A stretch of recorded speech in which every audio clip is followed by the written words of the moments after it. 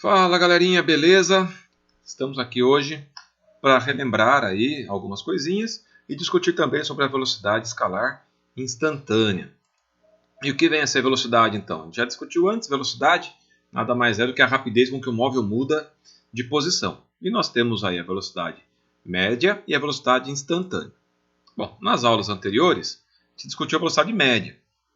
E o que é a velocidade média? Nada mais é do que a razão entre o espaço que ele percorre e o tempo que ele gasta.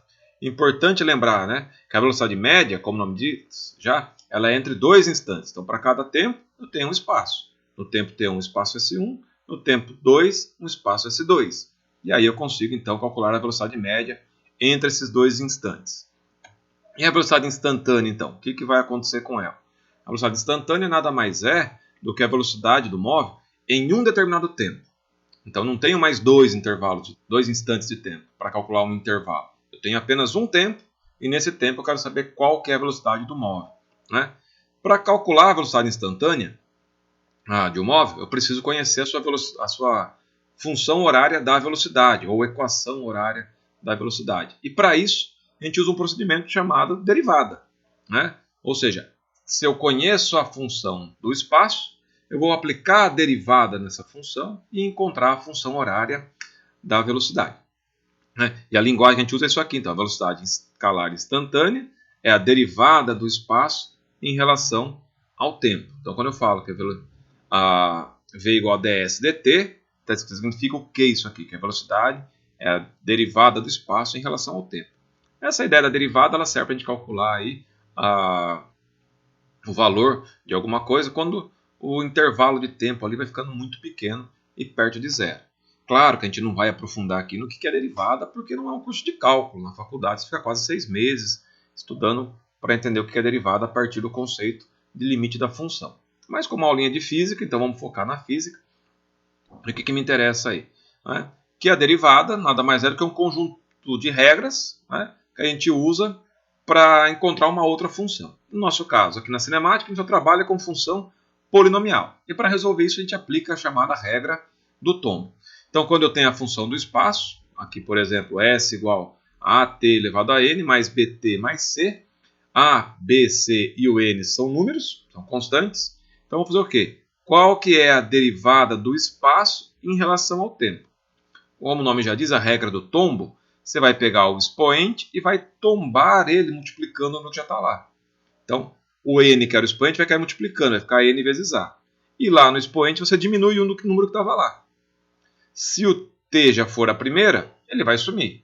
E se o C aqui que não tinha o T, também sobe. Né? Então, na prática, fica assim. Ó. S igual a 5T ao cubo mais 8T ao quadrado menos 9T mais 10. Então, para derivar o espaço em relação ao tempo, vou pegar o 3 e derrubar multiplicando. 3 vezes 5, 15. E diminui um expoente. 3 menos 1, 2. Então, a derivada de 5T ao cubo, 15T ao quadrado. Mais, copio o sinal. Derivada de 8T ao quadrado. Derrubo 2 multiplicando. 2 vezes 8, 16. E 2 menos 1 fica 1 no expoente. Aqui no menos 9T, como o T está a primeira, ele some. Fica só o número, menos 9.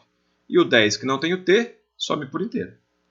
Então, a derivada da função 5T ao cubo mais 8T ao quadrado menos 9T mais 10 é 15T quadrado mais 16T menos 9.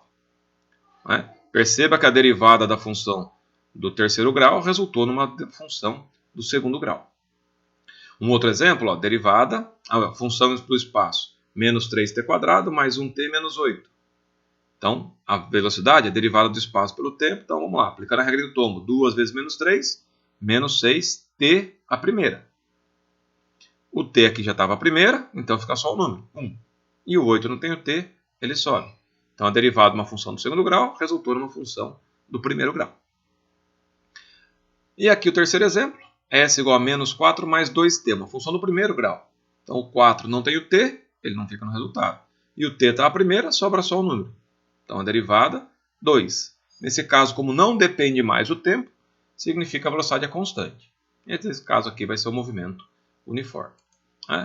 Fica atento, porque os exercícios podem pedir duas coisas.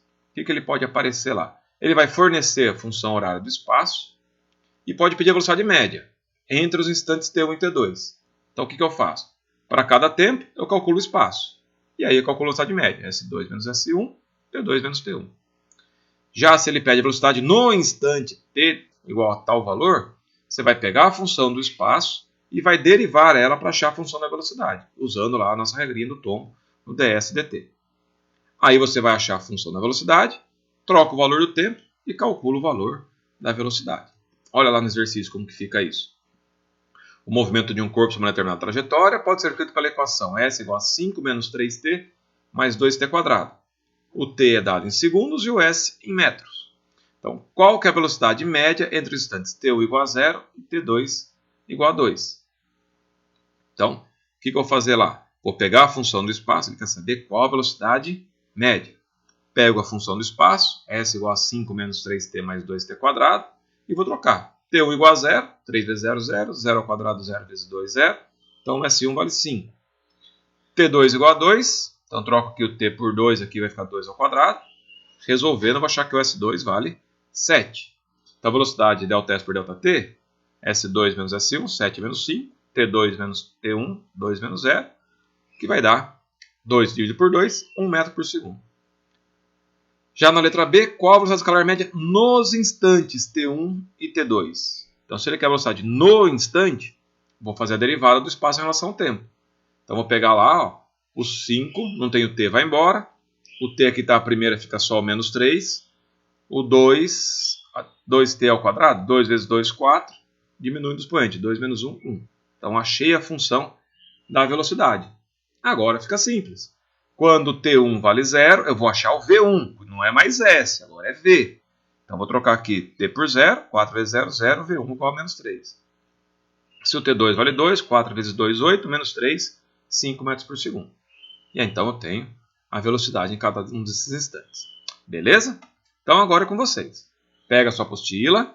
Pode resolver os exercícios dos módulos aí referente à velocidade instantânea. Qualquer dúvida estarei à disposição. Bons estudos e até breve.